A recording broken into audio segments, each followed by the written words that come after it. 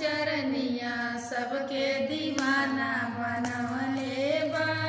सतगुरु जी के पावन चरनिया सबके दीवाना बनवले बा।